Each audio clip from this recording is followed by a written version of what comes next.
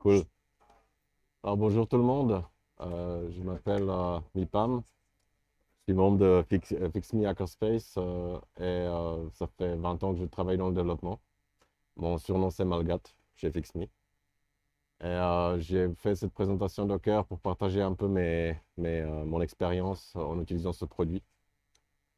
Donc voilà. Donc l'agenda, je vais parler pourquoi Docker, qu'est-ce que c'est Docker. Je vais un peu toucher aussi quelques mots sur l'écosystème Docker, comment l'installer, et puis quelques bases de flux du travail du Docker.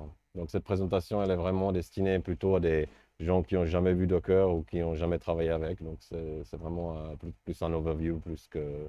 On va pas aller trop en détail, je vais toucher à la fin, je vais toucher quelques mots sur les fonctionnalités un peu plus avancées.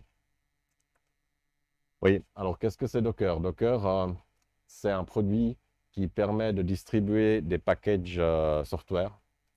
Parce que généralement, quand on écrit du software, le code qu'on écrit, généralement, il y a beaucoup de dépendances, notamment les librairies externes. Et puis, euh, par exemple, même la machine virtuelle Java, en fait, il y a certainement besoin d'une certaine version spécifique ou certaines versions minimales. Donc, Docker a été développé en réponse un peu aux machines virtuelles qui étaient jugées un peu trop lourdes parce que chaque machine virtuelle prend quand même passablement de ressources. Il y a quand même beaucoup de ressources qui sont réservées depuis le système de base. Donc, Docker, c'est un peu une réponse à ça. Donc, garder vraiment le meilleur d'une machine virtuelle et puis en même temps avoir la légèreté et l'isolation. Donc, l'isolation dans ce cas-là, c'est que le file system du Docker, il est isolé de The Docker. Donc, vous pouvez très bien avoir sur la même machine, un peu comme avec les machines virtuelles, un Docker qui tourne en Node 6.9.4, qui est une version très ancienne, et puis un autre Docker qui a la dernière version du Node, notamment le 16 quelque chose. La simplicité, c'est on arrive à pouler ou pusher les images Docker avec une simple commande. On verra ça plus tard.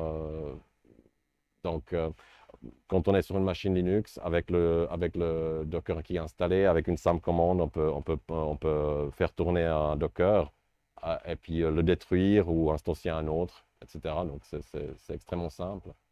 Et puis, il y a le flux de travail, ce qui manque dans certains, corrige-moi si je me trompe, mais dans certaines machines virtuelles, en fait, il n'y a pas vraiment le flux de travail, ce qui n'est pas le cas avec VMware, mais si je ne me trompe pas, mais dans d'autres softs qui gèrent les machines virtuelles, le flux de travail n'est pas bien défini.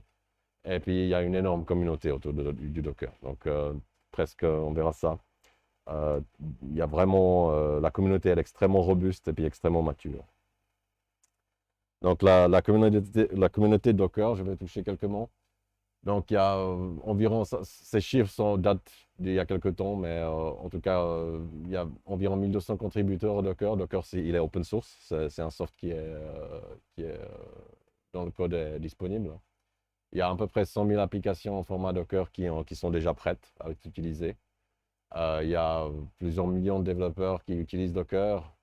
Le nombre de téléchargements du soft Docker, il est absolument faramineux.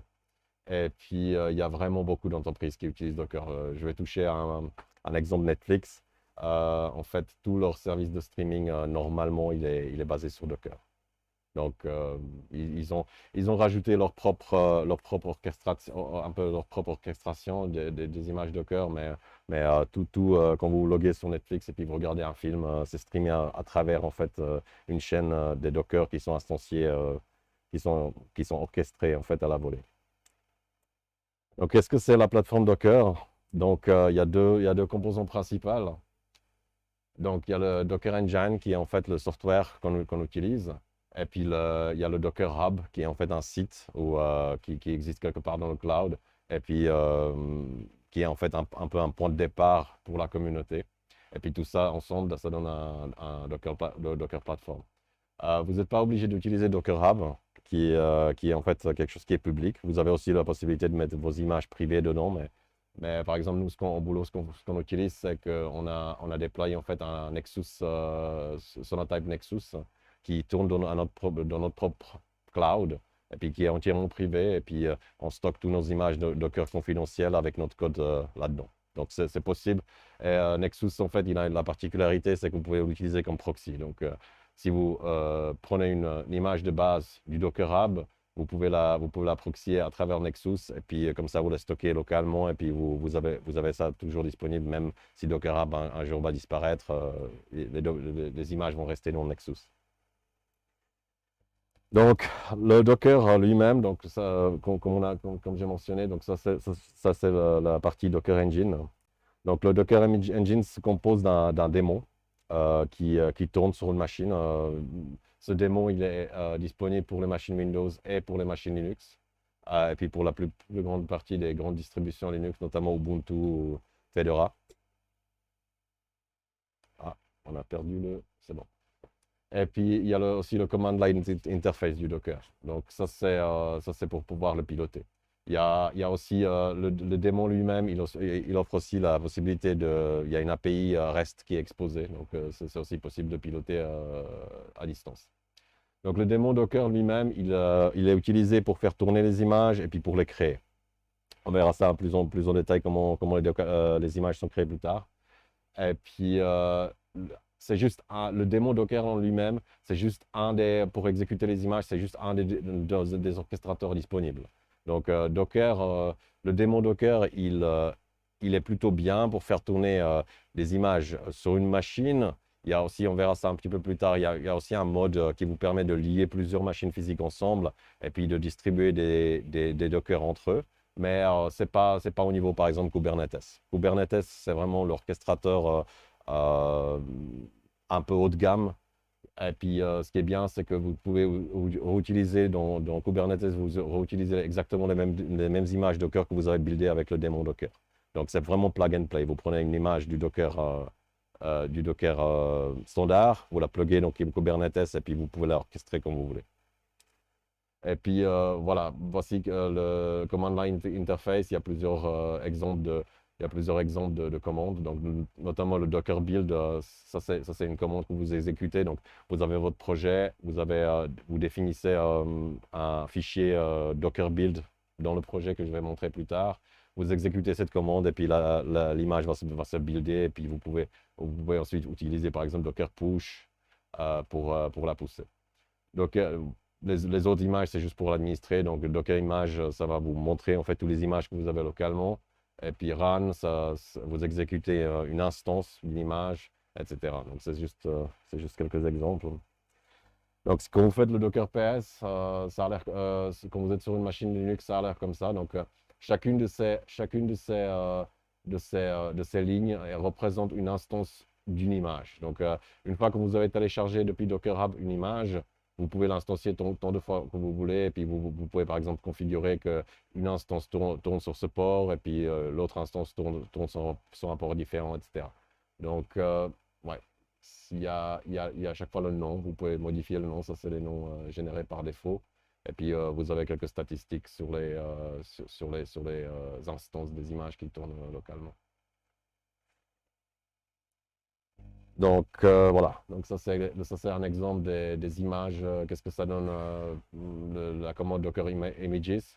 Donc ici on voit qu'on a téléchargé le tag, c'est chaque fois la version, et puis Debian c'est typiquement, ou Ubuntu c'est le nom de l'image. Donc ici en l'occurrence on a téléchargé des images de base depuis Docker Hub des deux distributions, donc Debian et Ubuntu avec la dernière version. Et puis, comme vous pouvez constater, en fait, les images Docker, ils sont assez légères. Donc, quand on build, quand on installe une machine virtuelle, on installe tout le système d'exploitation comme Windows ou Linux, etc. Mais ici, c'est vraiment optimisé pour que ça soit minimaliste que possible. Et puis après, on verra dans les images officielles, par exemple de Apache, on a des images qui sont optimisées pour être le moins lourd possible. Donc, par exemple, avec un certain Linux spécifique, on arrive à quelques mégabytes d'images de base. Donc, vraiment, on arrive à faire des images extrêmement légères qu'on peut streamer à travers le réseau ou qu'on peut orchestrer comme on veut. Donc, l'architecture de Docker. Donc, le Docker lui-même, les images Docker ne contiennent pas le kernel. C'est vraiment la plus grosse différence, je pense, avec les machines virtuelles. C'est que quand on a une machine virtuelle, on a la couche hardware qui est émulée. Et ensuite, par-dessus, on met le système d'exploitation, donc on met tout. On met le kernel, on met les drivers, etc. Et puis après, on a vraiment quelque chose qui est assez lourd. Le Docker lui-même, on a juste le file system qui est isolé, mais par contre, c'est le kernel du host qui est utilisé. Donc, c'est pour ça aussi que les images Docker, quand on les build soit pour Windows, soit pour Linux, mais ils ne sont pas interchangeables. C'est-à-dire un Docker qui a été buildé pour Linux, il ne va pas tourner sur Windows. À part sur Windows, maintenant, il y a le Windows il y a le Linux Subsystem qui est possible d'installer. Donc, c'est possible de faire tourner les images Docker Linux sous Windows, mais pas vice-versa. En tout cas, je suis pas au courant. Et puis, voilà. Et puis, en fait, sur le host, après, on peut avoir un certain nombre d'images tant qu'on veut. Donc, le Docker Hub, ce que j'ai déjà mentionné. Donc, le Docker Hub, c'est vraiment une bibliothèque de toutes les images officielles et publiques. Donc, vous pouvez vous-même mettre vos images, mais en fait, c'est gratuit si vous les mettez en public et puis c'est payant si vous les mettez en privé. Donc, si vous avez des images que vous ne voulez pas partager vous devez payer ou alors installer Nexus.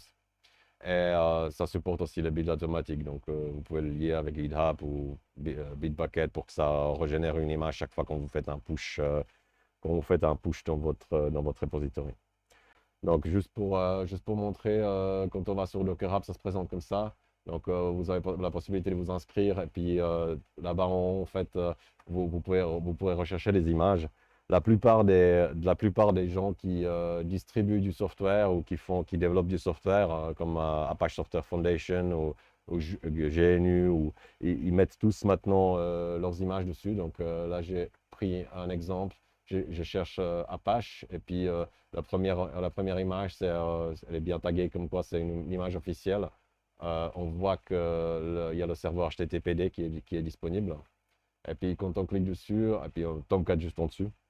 Et puis quand on clique dessus, en fait, on voit que ici, il y a des différents tags. Donc chaque tag représente une version spécifique. Donc vous avez par exemple le tag latest qui vous pull chaque fois vraiment la dernière image. Vous pouvez choisir une version très spécifique et puis il y a même des versions très très anciennes. Et puis pour chaque version du HTTPD, en fait, vous avez une façon de distribuer. Donc Alpine, c'est vraiment la version la minimaliste qui est vraiment optimisée pour être la plus légère possible. Donc ça prend juste quelques mégabytes. Et puis Bullseye, je pense que c'est une autre version de Linux qui est un peu plus, vous avez plus de choses. Par exemple, dans l'Alpine, vous n'avez même pas le bash. Il n'y a que le SH qui est disponible. Voilà, donc comment installer Docker sur votre machine? Donc, Docker, normalement, il est distribué, il est utilisé assez partout. Donc, tous les plus grandes distributions le supportent. Donc, typiquement, sur Debian, il est dans les packages apt ou sous Ubuntu. Donc, là, vous faites juste apt-get install docker.io. Personnellement, je ne fais pas ça parce que ça utilise une version assez ancienne de Docker ou plus ancienne que ce que j'aimerais. Donc, il y a une manière d'installer la dernière. Ça faut faire attention. Mais généralement, si vous faites ça, ça vous installe le Docker et puis vous pouvez déjà essayer de travailler avec. Donc, je vais toucher quelques mots sur le flux de travail du Docker. Donc, quand vous voulez exécuter un Docker sur votre machine, donc, vous devez d'abord installer le démon Docker, ce qu'on a vu dans le slide précédent. Ensuite, vous trouvez une image de base sur Docker Hub. Donc, typiquement, si votre application c'est Node, vous trouvez l'application Node. Si c'est juste, vous pouvez partager juste une page HTTP, vous pouvez installer le HTTPD, comme j'ai montré aussi. Et puis, vous faites pull d'abord. Donc, vous poulez l'image du soft que vous voulez installer, que vous voulez faire tourner avec la commande pull. Donc, vous faites docker pull et puis le nom de l'image. Ensuite, vous faites docker run pour démarrer une instance de cette image. Vous pouvez rajouter des arguments ou des paramètres spécifiques. Donc, vous pouvez par exemple faire tourner 2 fois le HTTPD, une fois sur le port 80 et puis une fois sur le port 81 si vous voulez. C'est aussi possible de rajouter comme paramètre, par exemple, de mapper en fait un répertoire sur votre host, donc sur votre disque, dans le Docker. Donc, typiquement le slash var slash www slash html, vous pouvez le mapper. Donc, comme ça, chaque HTTPD a un répertoire différent avec un site différent. Ce qui est aussi extrêmement pratique parce que après, si vous voulez, par exemple, mettre à jour votre HTTPD, vous détruisez juste l'image Docker et puis avec la même commande, vous la recréez avec le tag latest et puis c'est la dernière version du HTTPD qui sera poolée et où le répertoire avec votre site sera déjà mappé. Donc, c'est extrêmement simple de mettre à jour les softwares. Et puis, une fois que vous avez fini, vous arrêtez l'image, donc vous arrêtez l'instance, vous la supprimez et puis vous supprimez l'image. Et puis comme ça, c'est propre. Ça ne vous prend pas la place sur votre disque dur. Donc, comment faire ça sur Linux? Donc, vous pouvez faire un Docker search, par exemple, dans ce cas-là, c'est pas HTTPD, c'est Ubuntu. Vous faites Docker pour l'Ubuntu. Ensuite, vous regardez si aussi ça était bien poolé avec le Docker image. Ça vous donne la liste des images qui sont disponibles. Vous pouvez même regarder l'historique de l'image. Ensuite, vous faites le Docker run. J'ai copié-collé ça depuis le web. Je ne sais pas pourquoi il déclare une variable, hein, mais c'est pas grave. Et puis ensuite, avec la commande Docker PS, ça vous montre ce qui tourne et puis ça vous donne les informations de base sur tous les instances qui tournent. Et puis ensuite, vous pouvez faire le Docker stop, le Docker RM. Donc stop, ça arrête l'instance. RM, ça enlève l'instance, mais pas l'image. Et puis RMI, ça supprime l'image.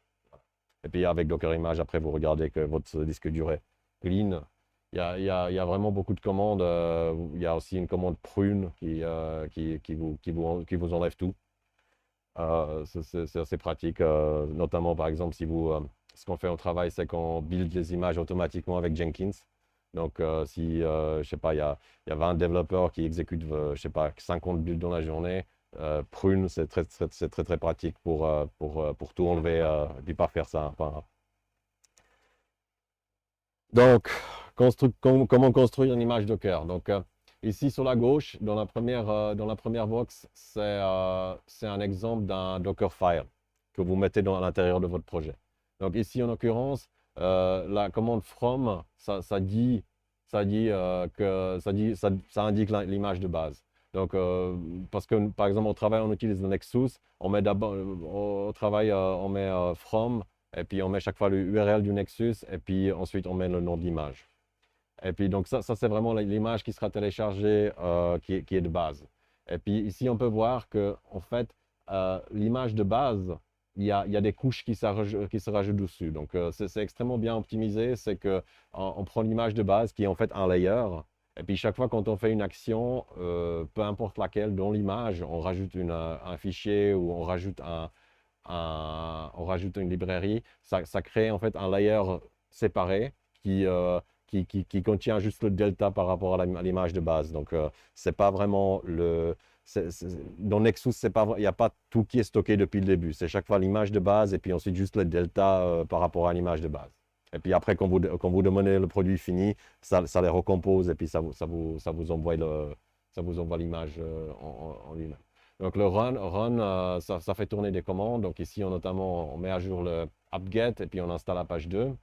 Ensuite, add, durant le build de l'image, ça met en fait un fichier. Vous pouvez mettre aussi un répertoire spécifique quelque part dans l'image. Donc ici, on met juste index HTML.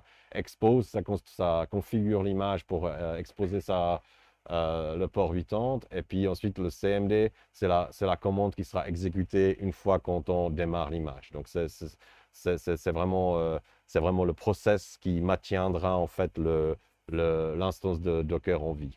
Voilà. Et puis donc du coup, quand on fait Docker build, après, il va créer l'image et quand on le run, le Docker va s'instancier et puis il va ouvrir le port 80 et puis il va retourner le index.html sur le port 80. Y a-t-il des questions encore pour l'instant? Oui? Donc, par exemple, si tu veux Apache, tu veux par exemple faire un petit serveur web, etc., tu vas utiliser Apache de base, et puis par exemple, tu as besoin d'une base de données à côté, d'accord? Donc tu vas choisir. En fait, tu vas choisir HTTPD en base, et après tu vas rajouter MySQL, par exemple, un truc comme ça. La best practice, c'est de ne pas mettre plus d'un soft par Docker. Donc, dans ce cas-là, en fait, ça serait bien de mettre en fait ton HTTPD comme une instance et puis de créer une deuxième instance d'un Docker, par exemple pour MySQL ou MongoDB. Donc, D'accord. c'est vraiment un Docker par soft. C'est ça la best practice. Et, par exemple, là, c'est-à-dire, par exemple, Apache lui-même, voilà. Parce que eux, par exemple, pour faire Apache, ils utilisent Debian de base, parce que tu mets Apache par-dessus. Ouais. Mais alors, du coup, pour l'autre container, dans le Docker, le réseau, il est virtualisé. Donc, quand tu installes le Docker daemon, il y a des réseaux privés qui se créent, qui ne sont pas accessibles depuis l'extérieur, mais tous les containers que tu mets sur ce réseau privé, ils arrivent à communiquer ensemble. Donc, typiquement, tu pourrais faire un Ubuntu et puis installer Apache. Donc, tu crées un container juste avec Apache. Donc, prenons comme exemple Tomcat plutôt parce que c'est plus simple. Donc, Tomcat. Et puis, dans le Tomcat, tu mets le connection string vers un autre container Docker qui va contenir la base de données, mais qu'il y aura juste la base de données. Il y aura pas de code ni rien. Donc, jamais tu vas. C'est possible, c'est possible de le faire. C'est possible de le faire, mais ce n'est pas la best practice. Best practice, c'est vraiment séparation des services. Comme ça, tu peux, par exemple, prendre la base de données puis la bouger sur une autre machine dans le futur ou la mettre en cluster ou mettre plusieurs Docker en cluster. Ouais. C'est mieux d'avoir un Docker par soft, en fait. Voilà, par composant. Ok, ouais, alors je vais juste toucher quelques mots sur les fonctionnalités avancées. J'ai pas, donc, il y a la possibilité de faire des health checks. Donc, ça, c'est aussi une fonctionnalité du Docker lui-même. Euh, donc, le Docker, en fait, il va par exemple exécuter périodiquement, tous les 5 secondes, il va exécuter une commande sur le container et puis retourner en fait le résultat. Et puis, il y a un flag dans le Docker qui dit s'il est healthy ou pas. Ces health checks, ils sont encore poussés encore de façon plus avancée dans Kubernetes, où le Kubernetes pose la question à l'instance de container qui tourne dans un parc de machines, s'il est prêt à recevoir les connexions ou s'il est occupé. Et puis, s'il est occupé, il va rediriger le trafic sur une autre instance d'un container. Et puis, s'il est mort, il va le détruire et puis recréer un autre. Ça, c'est les health checks. Donc, Docker Swarm, c'est une manière de lier plusieurs machines ensemble, donc avec le Docker daemon, avec le Docker daemon de base. Donc, ce que vous faites, c'est que vous installez le Docker daemon sur plusieurs machines et ensuite vous les liez ensemble. Et puis là, les Docker daemons, ils vont se parler l'un à l'autre. Et puis après, si vous dites instanciez-moi, je sais pas, 3 serveurs Apache, lui, il va répondre à la demande et puis il va instancier 3 containers, probablement si c'est bien distribué, un par machine physique. Et puis ces containers, ils vont être disponibles sur les ports de tous les 3 machines physiques. Donc, c'est moins puissant qu'un Kubernetes, mais c'est un peu un début. C'est utilisable en production. Bah, le Kubernetes, j'en ai déjà parlé. Il y a aussi des volumes. Ça, c'est beaucoup utilisé pour les bases de données où, en fait, tu crées un volume spécifique qui est amovible. Donc, si tu détruis le container ou l'instance d'un container, le volume le reste et puis tu peux le rattacher à une nouvelle instance du container. Donc, tu peux passer comme ça les volumes entre les différents containers. Donc, typiquement, si tu as un site ou une base de données qui est sur un volume, tu peux détruire le container sans perdre tes données. Et puis, voilà. Est-ce qu'il y a des questions? Ou c'est plutôt clair? Ok. Alors, merci. Ouais. Je suis d'accord. Ouais. Si tu fais du HTTP et tu fais par exemple du FTP, Ouais. là aussi tu vas commencer tu vas séparer, non, parce que tu vas quand même vouloir stocker le HTTP, donc tu vas vouloir servir ce que tu.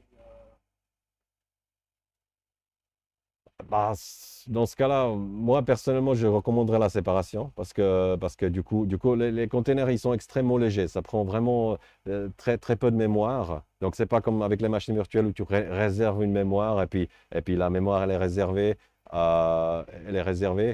Là, le Docker, il prend, parce qu'il utilise le kernel lui-même, donc c'est juste les process qui utilisent la mémoire qui est nécessaire. Donc, quand tu instancies un Docker, il prend juste la mémoire ou le temps processeur qui lui est nécessaire. Donc, tu peux y aller avec l'instanciation de containers. Donc, je veux dire, l'HTTP qui tourne à côté, Mhm. mais effectivement, dans l'espace, tu as dit que tu pouvais partager une partie de ton disque dans le Docker, c'est ça, ou accéder à un folder Ouais. directement. Donc, par exemple, tu as tes deux instances Docker, qui simplement iraient peut-être regarder dans le même Tu, dossier, c'est ça? tu peux si tu montes, si tu fais un mount d'un répertoire en read-only dans un Docker, juste pour la lecture, tu peux monter un seul répertoire dans plusieurs Dockers.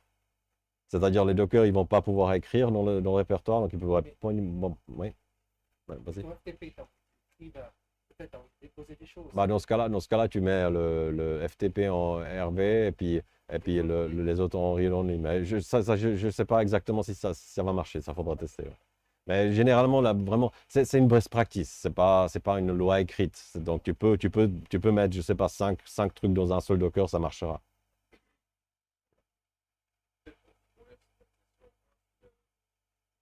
Kubernetes, la façon dont il déploie ça, en fait, c'est qu'on peut avoir plusieurs containers en parallèle qui partagent le même namespace de disque, en fait.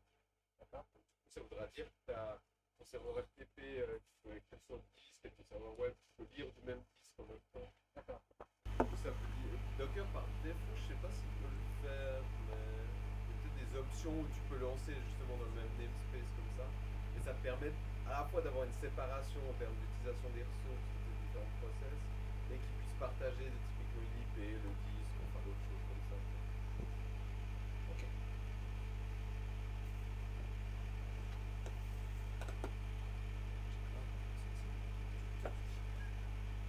Bon, bah, s'il n'y a pas d'autres questions, alors merci. Merci pour le. Puis.